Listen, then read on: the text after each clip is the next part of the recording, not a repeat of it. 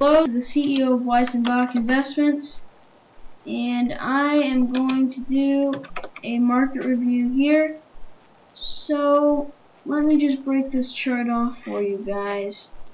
And here's a chart of S&P. I'm going to change this to the SPY.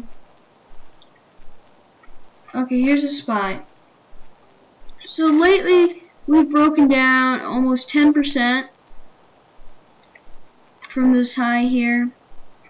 Based off the Wall Street Journal, it was 10%, but in reality, we broke,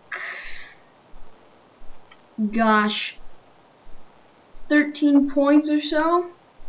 That's pretty significant. We broke down almost 13 points, and we've broken all the moving averages. Like broke the 20, we broke the 50, we broke the 100, we broke the 150. This is all big worries for the S&P. So I'm pretty bearish on the S&P itself. So I think we're just gonna have to watch what happens. It's the same with the Russell. The Russell's always much weaker. IWM is always much weaker, or stronger in any case. So if we take a look at a price level, I'm gonna set right here for you. You can see we're testing this 76.79 support, so that's an interesting move.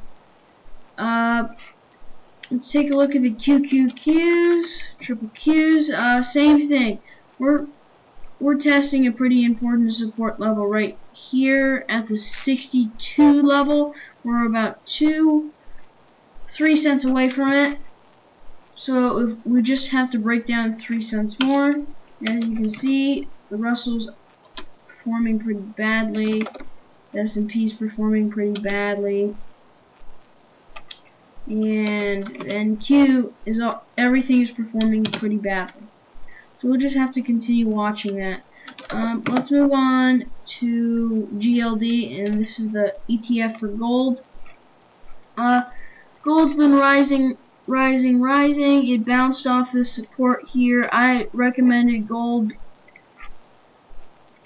as I recommended India because of improvements in India, but now gold to me, this may be some sort of dead cat bounce. It's also would be a C wave and Elliott wave pattern. We could continue probably till this level. If we broke anywhere past here and continued strength to 169.48, I would be worried. But so far, we're breaking every level I've ever set. If we break the low today, 165, I'm going to be worried for gold.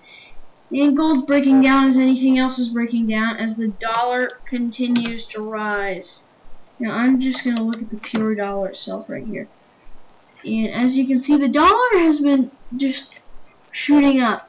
It's been a safety play by the rest of the market. So this is a pretty playable move. The dollar's been getting weak through here, but if it can seem to break the 100-day, I think the dollar will continue to be pushing based off any fears. It's the same thing with bonds. Bonds are struggling a little bit just as the dollar, as the stock markets are also getting slow. So after this movement down, we're seeing some lower volatility. This is probably a sign to move forward.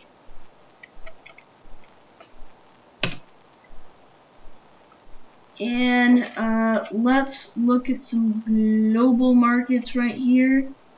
Well, let's just check out the euro first.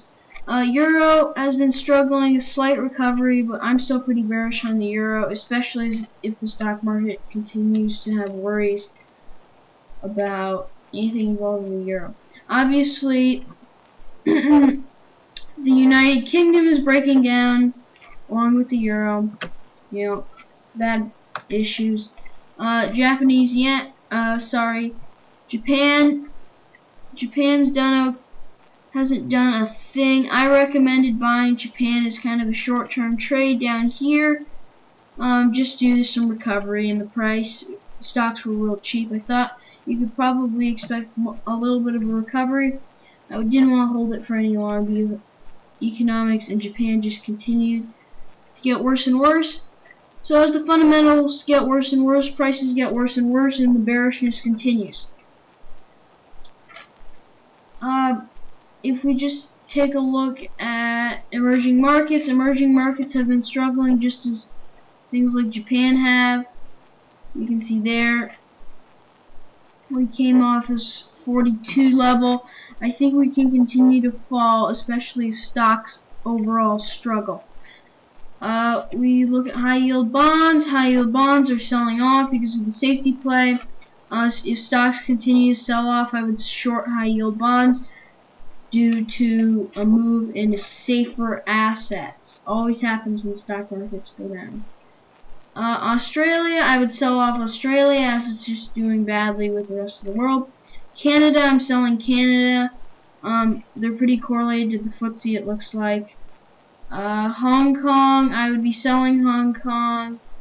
The only thing I would probably be long over a period of time is FXI, but even FXI is performing badly. But if stock, there's a likelihood that we recover.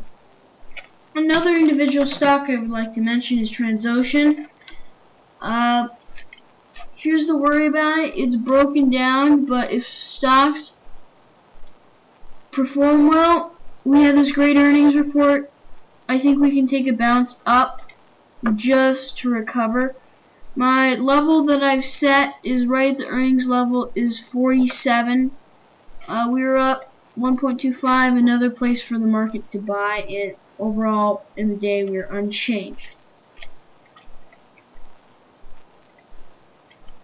Let's check. Okay, that's emerging markets. And then India. I would be selling India if gold continues to go down due to their wealth in gold and silver. India is almost like gold, so if you're interested in trading India equities, I would trade it just like you might trade gold. So anyway, thank you for listening. I hope you enjoyed this video.